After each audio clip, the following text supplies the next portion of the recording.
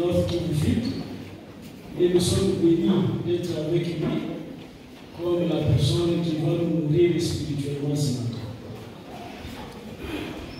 Et le pasteur Chideva, il est marié à une femme, maman de vote qui n'est pas avec nous ce matin, avec 3 enfants parmi lesquels Dani, vous connaissez bien Dani, qui sert beaucoup au sein de cette église. Mais aussi le pasteur Chideva, il est enseignant, attaché à la faculté de théologie, comme chef des travaux, et il évolue dans le domaine de la théologie systématique. Et sur l'aspect individuel, c'est un ami, nous avons passé de très bons moments avec lui. Au quartier pastoral, nous étions des voisins. Et nous avons tissé des relations qui ont beaucoup évolué jusqu'à ce que nous sommes devenus des frères, pas seulement des frères spirituels, mais aussi des frères biologiques. Et je vous le présente aussi en tant que frère. Serviteur de Dieu, venez nourrir le peuple de Dieu qui est assoiffé d'écouter la parole de Dieu. Bien, merci pour cette présentation. Avant tout, je voudrais que la grâce de Dieu puisse vraiment être déversée sur vous tous au nom de Jésus. Vous savez que le monde est plein de beaucoup de difficultés. J'ai souhaité passer ce sabbat avec vous dans ce temple, mais les circonstances que nous avons vécues depuis hier l'après-midi ont été vraiment difficiles à supporter. Et elles m'ont obligé de changer le message que j'avais préparé pour l'Église. Et c'est vraiment important.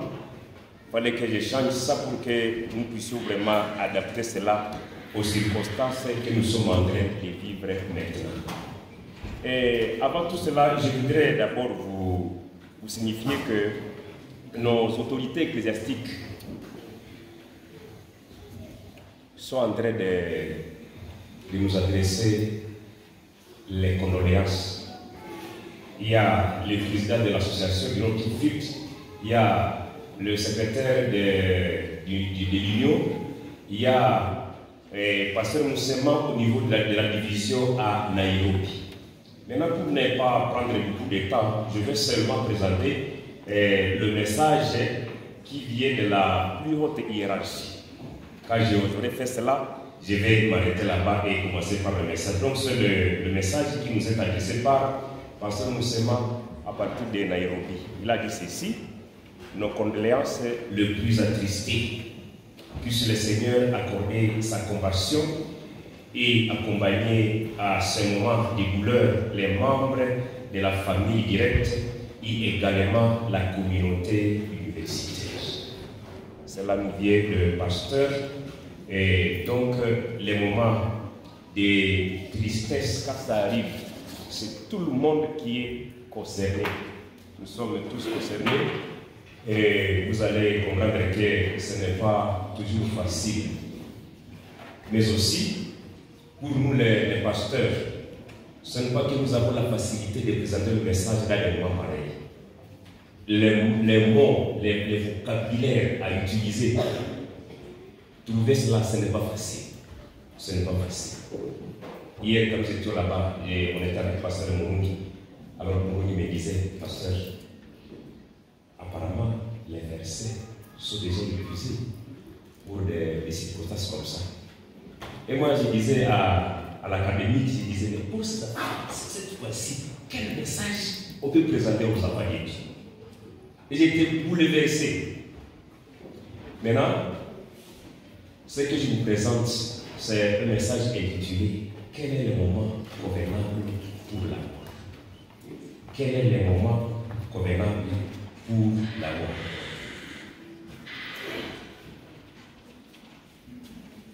Donc, quand nous sommes en train de vivre ce monde, nous vivons toujours la difficulté.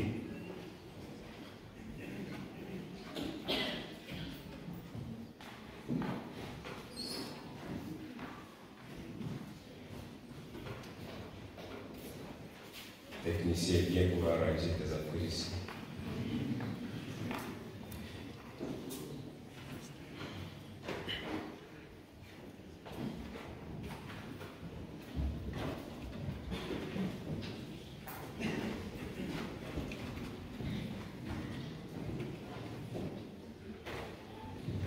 Merci.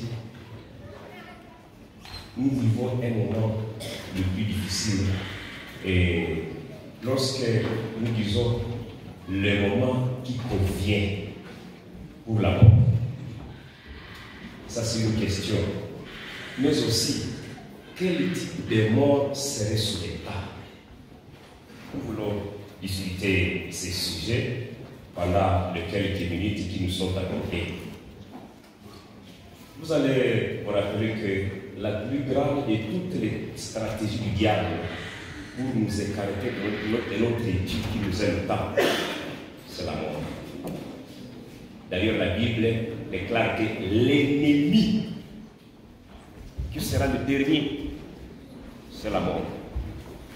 Et comme la mort les morts ne savent plus rien, il faut savoir que ceux qui sont visés par cette terrible tentation, donc lorsque la mort arrive, quand la mort est là, ceux qui sont visés par ces moments terribles, cette tentation, sont les vivants. Ce ne sont pas les morts.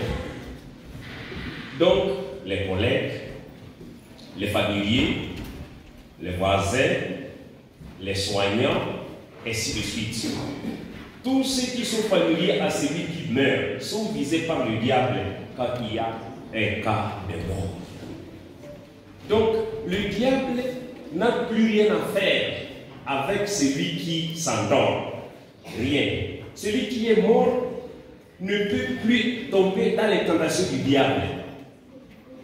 Maintenant, nous qui sommes restés, c'est nous qui sommes en problème. Et nous sommes visés par le diable. Effectivement, la mort est un coup qui est terrible, qui est dur. Ça perturbe les fonctionnements de tous les organes du corps de toute personne endeuillée. Et donc, les gens, lorsqu'ils sont frappés par la mort, les gens ne font plus ce qu'ils allaient faire à la normale. C'est pourquoi, quand la mort arrive, il n'y a personne qui peut programmer l'écoulement de l'âme. On ne peut pas dire, ok, maintenant, comme l'idée de mourir, après 5 minutes, je vais commencer à pleurer. Ça vient de soi. Donc, tout est perturbé. Il est souvent difficile de songer même au repas. C'est comme ça que lorsqu'il y a mort, s'il n'y a pas une équipe qui s'occupe de vérifier si telle et telle autre personne a déjà mangé, si tout le monde se plonge dans les pleurs, les morts vont se multiplier. Puisqu'on ne peut plus se rappeler qu'on n'a pas mangé depuis le matin. C'est comme ça que vous réalisez qu'il est difficile de découvrir qu'on s'est assis dans la boue. Quand il y a mort, on se met partout, partout. Donc, la raison, donc réfléchir comme il fallait, tout part, tout est bouleversé, tout est bouleversé. Nous arrivons à oublier que nous devons même nous moucher. Pendant la mort, pendant que les gens sont en train de pleurer, et vous pouvez réaliser que, en tout cas, s'il y avait des mouchoirs, il fallait que tel se mouche. Mais vous dites, mais c'est une grande personne, pourquoi elle ne se mouche pas? Elle ne connaît pas que ces affaires sont déjà là. Quand la mort arrive, tout est bouleversé. Il est aussi difficile de contrôler les émotions. Très compliqué. On devient incapable de contrôler même la langue. Ainsi, on ne peut plus savoir quoi on doit parler et quoi éviter. C'est pourquoi les gens qui ne sont pas instruits, lorsqu'ils arrivent auprès de ceux qui sont ennuyés, auprès de ceux qui sont en train de pleurer, ils se mettent à enregistrer les paroles prononcées par les gens qui sont à problème. Ça, c'est être les instruits. Les gens parlent n'importe quoi, d'une manière bizarre, et ce n'est pas qu'ils sont sont en train d'utiliser, n'est-ce pas, comment je peux le dire, la raison. Non. Et si vous pouvez maintenant arriver chez quelqu'un et lui dire, est-ce que vous savez que lorsque vous étiez en train de pleurer, que vous avez prononcé ça, il va vous dire, moi, vous cherchez des problèmes avec moi. Mais en réalité, il a dit ça, mais il ne le savait plus. Donc quand la mort arrive, tout est bouleversé. Tout est bouleversé. Alors, que serait votre choix devant ces différents types de mort? C'est maintenant un questionnaire à type de choix multiple. Ici, chacun va choisir au moins une assertion qui soit vraie pour lui. Le type de mort qui convient serait 1. L'accident de circulation. Vous allez à Butembo, vous allez à Lubero, vous allez à Masereka, vous êtes à moto ou à véhicule, directement, vous cognez contre un arbre, vous mourrez. Ce serait peut-être le type de mort qui serait sur les tables. Bon, je n'ai pas chaque fois demandé qui vote pour ça ou bien qui coche ça. Chacun va à chaque fois dire, bon, ça, moi, ça c'est ce qui m'intéresse. 2. Aller au lit pour ne plus se réveiller. Vous allez au lit, et comme on ne connaît pas quand est-ce que le sommeil est arrivé, maintenant le sommeil vous prend, vous dormez et vous continuez pour ne plus vous réveiller. Et là, ce serait quand même peut-être intéressant puisqu'on ne va pas souffrir. On ne souffre pas, on ne part pas à l'hôpital, on n'a pas besoin de perfusion, on ne connaît même pas qu'on est déjà mort. Ça, c'est bon, peut-être, et ça peut vous intéresser. 3. Crash d'avion. Vous êtes en train de voyager en avion, maintenant, crash. Ça peut être quand même intéressant, puisque si votre familier peut mourir par crash d'avion, vous pouvez organiser un deuil d'honneur, puisque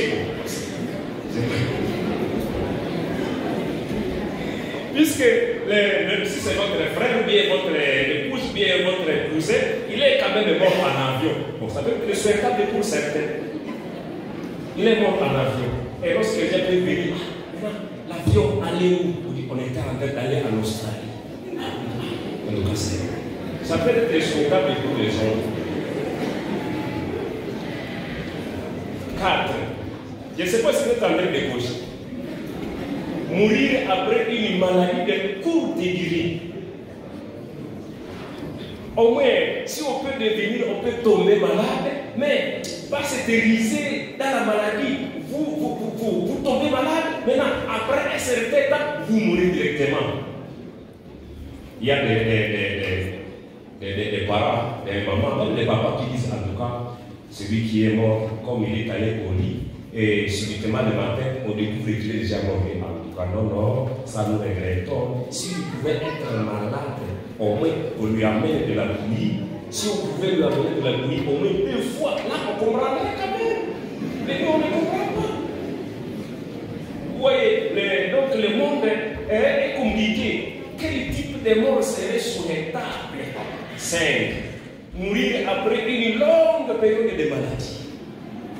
Au moins, vous êtes là, vous souffrez 2 semaines, 6 mois, 1 année, 3 ans, 4 ans, et vos familiers sont en train de venir vous visiter, ils vous apportent du pain, du lait, des bananes, et puis bon, au moins, ces conditions, c'est de permettre de manger bien. Bon, il y en a ceux qui sont malades et peuvent ne plus trouver même la force de manger aussi. Des choses comme ça. Mais il y en a aussi ceux qui disent non, au moins, on est en train de l'observer. Vous venez vous dites, papa, ça va? Et il vous regarde, au moins, il est encore vivant. Maintenant, 1 année, 2 ans, 3 ans, 4 ans, 5 ans. Je pense qu'il y en a ceux qui vont cocher cela. 6. Mourir par foudre. Vous êtes quelque part, maintenant, la foudre tombe sur vous. Et vous mourrez sur les champs. Là, il n'y a pas aussi beaucoup de problèmes puisqu'on ne va pas payer la facture et il n'y a pas beaucoup de problèmes et on meurt comme ça. Certes, mourir par noyade. Vous êtes en train de quitter Goma, vous allez à Bukavu. Maintenant, à bord des bateaux, il y a des tempêtes qui viennent, qui dérangent les bateaux et tous vous tombez dans le lac. Maintenant, vous restez là-bas, noyade. Peut-être vous serez la catégorie des gens qui vont cocher cela. 8. Si on peut mourir étant encore enfant, au moins ça peut peut-être arranger les gens. Puisqu'on n'aurait pas encore fatigué les gens, vous êtes encore bébé, peut-être vous avez déjà consommé au moins seulement $15 et vous mourrez comme ça.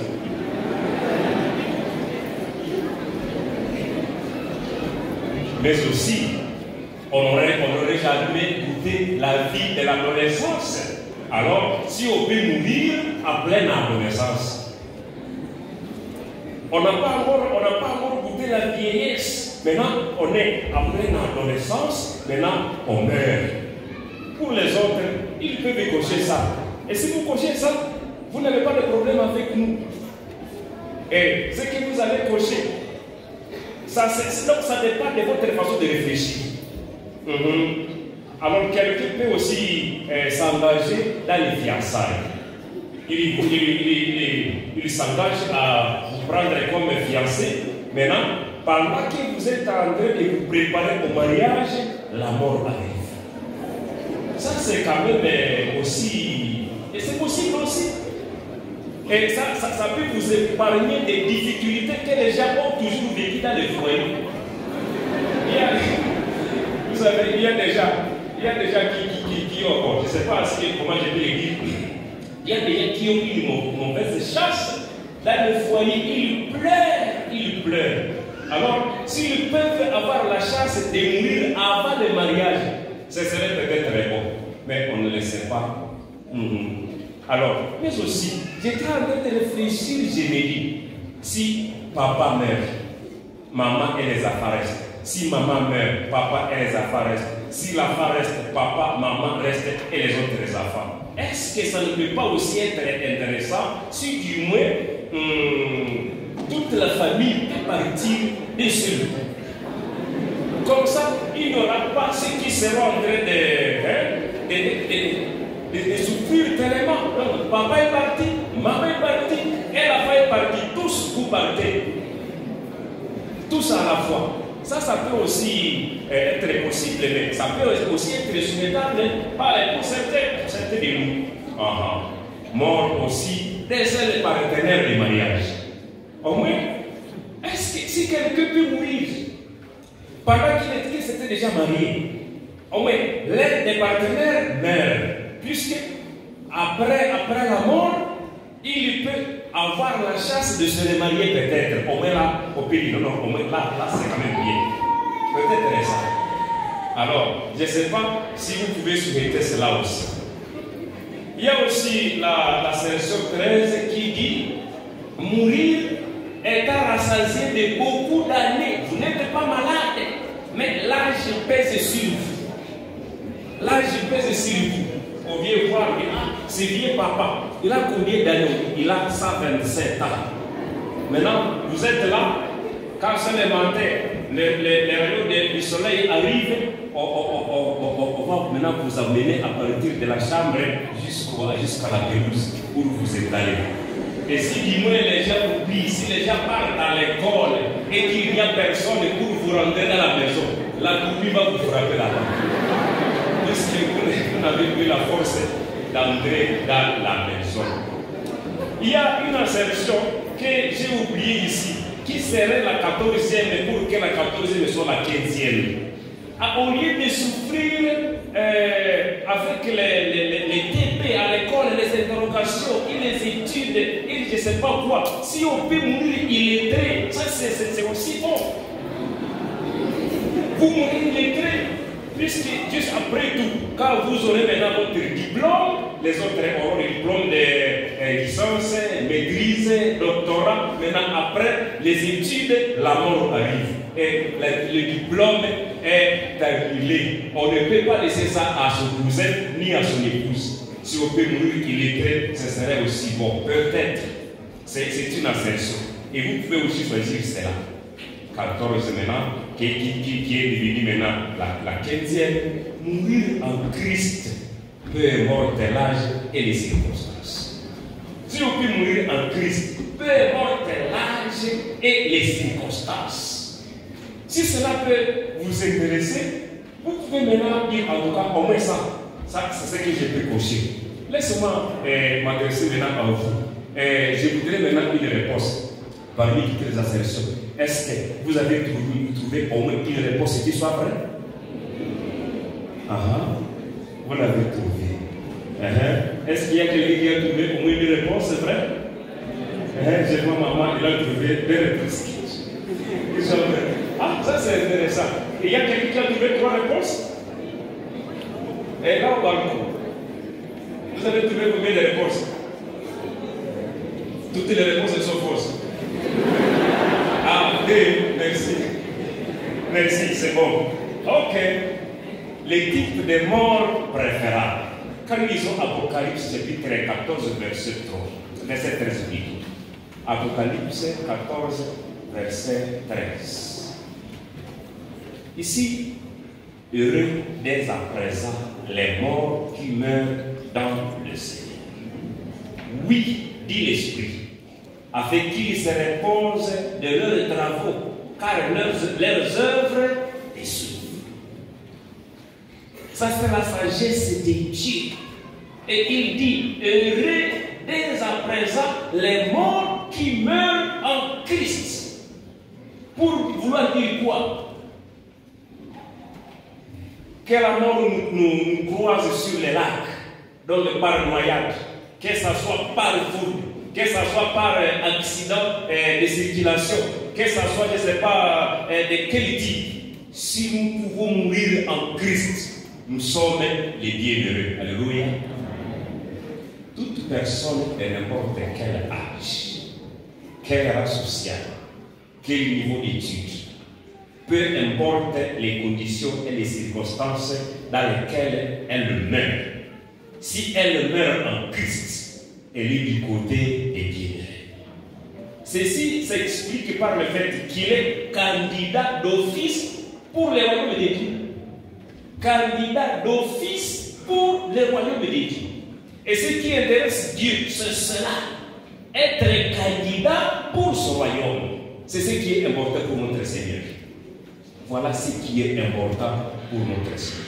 Puisque nous parlons beaucoup quand il y a la mort. Non, tel vient de mourir. Oh, ce n'était pas la personne qui allait mourir. Alors vous voulez qu'il fallait qu'il meure. J'ai réalisé que c'est vraiment vrai. La mort est là. Mon grand-père est mort étant déjà avancé en âge. Maintenant, il y a une aventure que j'ai faite. J'ai dit cela à madame avec ma belle-sœur, donc l'épouse de mon grand frère, et les autres. J'ai dit ceci. Vu que notre grand-père est déjà avancé en âge, vous voyez sa façon de marcher, vous voyez comment il est en train de souffrir. Cette fois-ci, le jour de sa mort, s'il vous plaît, ne nous dérangez pas. Ça, j'ai dit. Ils ont dit, bon, ok, on va voir. Mes amis. Si vous trouvez quelqu'un en train de pleurer quand la mort est là, il ne faut pas vous moquer de lui. Quand la mort arrive, on est bouleversé. Ce qui m'a étonné et qui continue à m'étonner même aujourd'hui, la première personne à pleurer, c'était moi. J'ai pleuré. J'ai pleuré. Alors j'ai dit non. Quand la mort arrive, il faut laisser que les gens pleurent. C'est aussi l'une des solutions pour que l'organisme puisse se ressaisir. avec cette pensée de dire heureux les morts en Christ, avec cette pensée, et nous pouvons aussi comprendre Psaume 116, 115, qui dit elle a du prix aux yeux de l'Éternel la mort de ceux qui l'aiment. La mort de ceux qui aiment Dieu a du prix aux yeux de l'Éternel. Ici, cette mort de ceux qui aiment Dieu, ça devient automatiquement une protection incontournable contre les attaques du diable.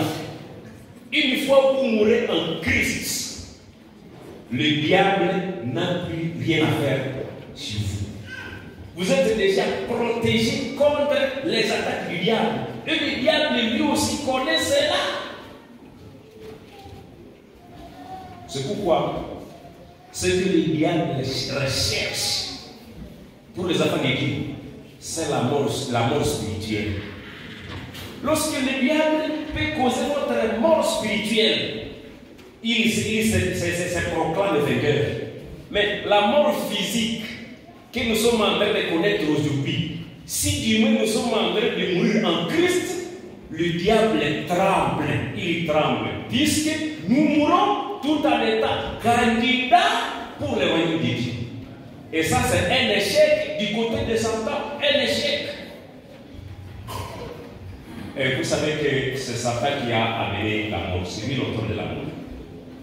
Alors, vu qu'il a amené la mort, lorsque les gens qui meurent en Christ se reposent tout en attendant la bienheureuse espérance, le royaume de Dieu, le diable s'étonne, puisque dans sa manière de planifier, lorsqu'il a élu nos premiers parents dans le mal, il ne pouvait pas penser que la mort serait aussi utilisée par Dieu pour conserver les enfants de Dieu qui iraient au ciel. Le diable ne connaissait pas cela. Maintenant, il s'étonne, il s'étonne. Dieu nous cache dans la mort. Et lorsque vous êtes déjà mort en Christ, le diable tremble, il dit, nous avons perdu. Et au ciel, on dit, nous avons gagné, puisque à la résurrection, ça c'est un candidat qui va nous rejoindre ici au ciel. Alléluia. Ainsi, mes amis, si Dieu nous aime, pouvons-nous mourir? Si nous sommes vraiment les bien-aimés de Dieu, est-ce que nous pouvons mourir? Je voudrais réfléchir avec vous en lisant Daniel 29, verset 29. Ici, le verset 6. Lorsque tu as commencé à prier, la parole est sortie, et je viens te l'annoncer, car tu es le bien-aimé. C'est l'ange qui adresse cela à Daniel. Daniel était à Babylone. Il a programmé une prière, puisqu'il venait de lire les livres de Jérémie. Et il a découvert que le temps de retourner à Jérusalem est arrivé. Alors il dit, Seigneur, tu avais déjà dit que nous allons retourner après 70 ans. C'est déjà réalisé. Alors il a organisé une prière. Il a prié, il a prié, il a prié. Alors ici, le Seigneur dit, Gabriel, va rencontrer notre bien-aimé. Le bien-aimé, c'est qui maintenant? C'est Daniel. Et il vient, quand il approche Daniel, il lui dit, lorsque tu as commencé à prier, la parole est sortie. Donc, le décret, la permission m'était donnée pour que je vienne te l'annoncer, car tu es le bien-aimé et bien-aimé. Est-ce que le bien-aimé de Dieu peut mourir vraiment? Puisqu'il nous arrive des fois que lorsque la mort arrive, car nous sommes concernés, quand vous êtes concernés, quand les autres sont concernés, quand la mort arrive chez nous, souvent nous disons, apparemment c'est puisque j'ai volé, je n'ai pas été fidèle à Dieu. Apparemment, la mort m'arrive puisque quelque part j'ai menti. Apparemment, la mort m'arrive puisque l'Éternel m'a abandonné. Apparemment, la mort m'arrive puisque quelque part j'ai été malhonnête, des choses comme ça. Mes amis, si Dieu pouvait nous suivre conformément à ce que nous sommes comme faibles, nous faibles, il n'y aurait personne qui serait encore existant aujourd'hui. J'ai toujours aimé les cantiques de nos frères qui chantent de l'autre côté. Ils chantent à Swahili.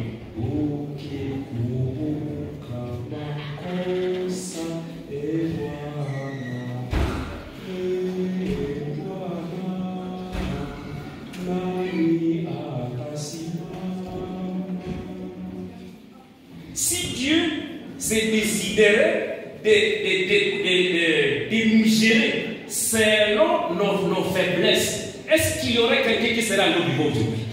Non. Alors, lorsque la mort arrive, il ne faut jamais penser que c'est puisque tu as été ceci ou cela que tu es de mourir maintenant. Il faut savoir que même les bien-aimés de Dieu connaissent la mort. Ici, Daniel était le bien-aimé de l'Éternel. Et l'Éternel lui envoyait les anges pour s'entretenir avec lui. Daniel 12, verset 13. Ici. Et toi, marche vers ta fin. Tu te reposeras et tu seras debout pour ton héritage à la fin des jours. Amen. Ici, c'est le Seigneur qui annonce la mort à Daniel. C'est son bien-aimé. Le passage que nous venons de lire au chapitre 9 dit: tu es le bien-aimé.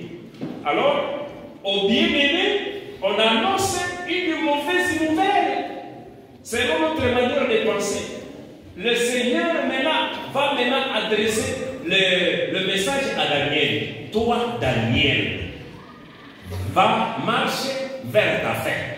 Lorsqu'il dit marche vers ta fin, il est en train de dire que sa vie arrive à sa fin. Et il est clair, il dit, tu te reposeras. À d'autres mots, tu vas mourir. Tu vas mourir. Est-ce que c'est encore un bien-aimé? Est-ce que dans ce langage-là, est-ce qu'on peut trouver qu'il y a l'amour? Dans notre façon de réfléchir, on réalise que là, il n'y a pas d'amour. Ah, ce n'est plus Dieu d'amour. Il dit, tu vas te reposer, ou dire, tu vas mourir, tu vas mourir. Bien que tu sois le bien-aimé, tu vas mourir. Mais tu seras debout pour ton héritage à la fin des jours. Et là, il lui annonce automatiquement et la mort et la résurrection. Tu vas mourir, mais ce n'est pas que tu vas rester éternellement sous la terre, tu vas ressusciter. Alléluia. Les morts en Christ ressusciteront. Dieu déclare ouvertement à son bien-aimé que le temps de sa mort est arrivé. Essayez de vous représenter. Si c'est vous, Daniel, ou bien si c'est vous, l'épouse à Daniel, alors vous arrivez auprès de votre épouse, vous étiez en vision, le Seigneur vous a rencontré et vient de vous déclarer que vous allez mourir. Dites, oh, madame, j'ai eu une vision, le Seigneur vient de m'annoncer une nouvelle. Il dit que la fin de ma vie est arrivée. Et il vient de me déclarer que je vais mourir. Si c'est vous la femme de Daniel, comment vous allez vous comporter? Vous allez dire, en tout cas, c'est bien là, Seigneur, vous n'êtes pas bon. Vous voyez, nous avons servi pendant beaucoup de temps, depuis que Daniel est arrivé ici à Babylone. C'est lui qui a dit, je ne veux pas me souiller par les aliments du roi. C'est lui qui a d'ailleurs donné le songe de Nebuchadnezzar. C'est lui qui a été fidèle jusqu'au bout où les lions ne l'ont pas dévoré. Seigneur, c'est comme ça que tu agis. C'est ça la récompense que tu lui donnes. D'autres pourront maintenant réagir de cette manière-là. Ce n'est pas ça, ce n'est pas ça. Dieu connaît la fin de chacun, même de ses bien-aimés. Si tu es le bien-aimé de l'Éternel, il ne faut jamais penser que Dieu va t'éterniser sur cette terre. Non, non. Il ne les éternise pas sur la terre, mais il les cache. Il les cache dans le sommeil des morts. Ça pour autant dire qu'ils ont péché contre lui. Donc lorsque la mort arrive, ce n'est pas un message qui dit que nous avons péché. Non, ce n'est pas ça. Et Dieu dit, tu es mon bien-aimé. Alors, comme le diable est là, et le combat est en train de continuer, le grand conflit fait rage, je te cache dans le sommeil des morts. Bien-aimé, tu dors et tu dors. Tu dors. Sous quelles conditions? Peu importe les conditions, peu importe les circonstances, pourvu qu'on dorme en Christ. Alléluia. Alors, ici, dans notre petite conclusion, sachez que nous sommes dans le grand conflit entre le bien et le mal. Tout vrai afin de Dieu qui rencontre la mort dort victorieusement. Vous êtes afin de Dieu, vous mourrez. Nous vous enterrons avec votre victoire. Ceci semble toujours étrange, car les voies de Dieu sont difficiles à comprendre.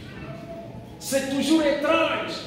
Comprendre les voies de Dieu, ce n'est pas facile pour l'être humain.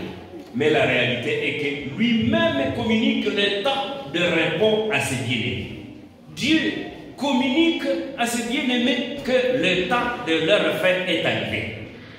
Si nous sommes tous en train de parler des éloges de notre maman qui s'est endormie hier, cela est une preuve qu'elle est parmi les bien-aimés de Dieu. Elle se repose pour un temps en attendant la résurrection avec Daniel. Le fait que nous sommes en train de louer la maman qui s'est endormie, cela est en train de montrer que nous disons Seigneur, c'est ce qui convenait. Puisqu'il faut que tes bien-aimés soient mis à l'écart contre les attaques du diable. Elles sont maintenant protégées.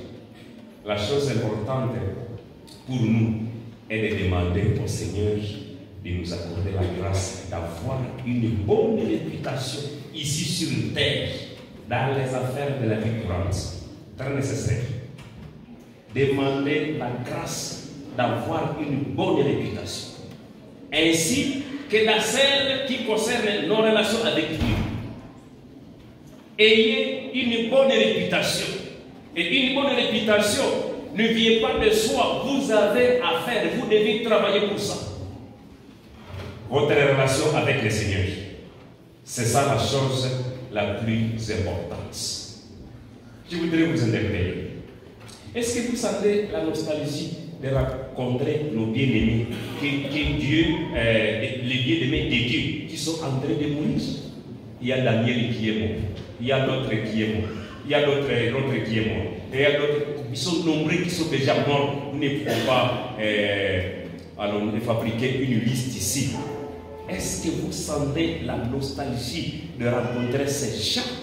Si oui, appliquez-vous à rechercher la paix avec tous et la sanctification, sans laquelle personne ne verra le Seigneur. Que le Seigneur vous console, qu'il vous bénisse. Au nom de Jésus, notre Sauveur. Amen.